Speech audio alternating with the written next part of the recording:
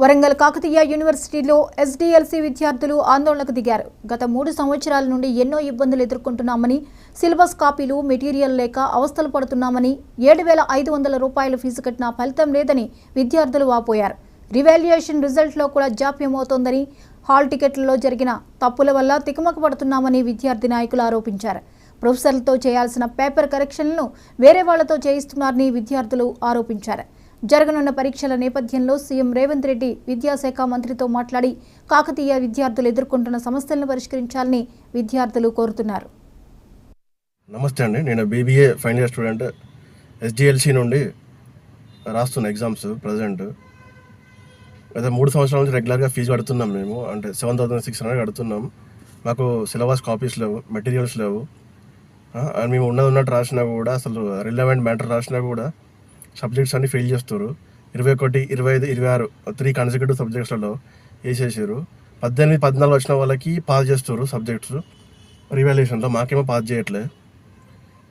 So మా విన్నపం ఏంటంటే, ఇప్పుడు మాకు న్యాయం జరగాల. ఏంటంటే మాల్ ప్రాక్టీస్ చేసి చీట్లు పెట్టిన వాళ్ళందరూ పాస్ అవుతారు. మేము ఎంత జెన్యున్గా రాసినా ఫెయిల్ చేస్తారు. ఒక్కొక్క 3 ఏళ్ళ డిగ్రీ 6 ఏళ్ళు 12 ఏళ్ళు పడుతుంది ఒక్కొక్కరికి చేయడానికి. సో ఈ రివాల్యుయేషన్ ఫీజు లాగుతారు.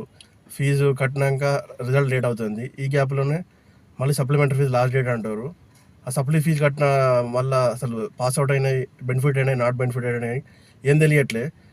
మళ్ళీ ఇప్పుడు పాస్ అయిన బెనిఫిట్ అయిన సబ్జెక్ట్స్ కూడా మళ్ళీ హాల్ టికెట్లో రిపీట్ అవ్వకుండా వస్తున్నాయి. సో మా వినపం ఏంటంటే, వాల్యుయేషన్ ఒక చదువుకున్న ప్రొఫెసర్లు, విద్యార్హతలు ఉన్న బాగా పై చదువులు చదివిన సార్లకి ఇచ్చేసి న్యాయంగా కరెక్షన్ చేయాలని, ఈ 35, 40లో 40 మార్క్స్ 100కి వేసి పాస్ చేసి మమ్మల్ని యూపీఎస్సీ ప్రిపేర్ అవ్వాలంటే, టీజీపీఎస్సీ ఎగ్జామ్ ప్రిపేర్ అవ్వాలన్నా మాకు ఇబ్బంది అవుతుంది. ఎందుకంటే వాళ్ళ క్రైటీరియా ప్రకారం మినిమం 50% అంటే మనకు ఎలిజిబుల్ క్రైటీరియా ఎగ్జామ్ రాసుకోవడానికి. సో ఈ కేఈలో జరిగే అన్యాయాల అక్రమాలు ఏవైతే ఉన్నాయో వీటిపైన చర్యలు తీసుకోవాలని మన రాష్ట్ర ముఖ్యమంత్రి రేవంత్ రెడ్డి గారికి నా విన్నపం ఏమిటంటే, విద్యాశాఖ మంత్రిని త్వరగా నియమించి ఆయనకి బాధ్యతలు అప్పచెప్పి మంత్రి గారికి వీళ్ళపైన కఠిన చర్యలు తీసుకోవాలని. చాలామంది విద్యార్థులు ఎన్నో సమస్యలు ఫేస్ చేస్తారు. వాళ్ళు చెప్పుకోలేకపోతారు బయటకి. నేను ఎక్కడనే ఓపెన్గా వచ్చి చెప్తున్నా. నమస్తే అండి. నేను మేడ్చల్ జిల్లా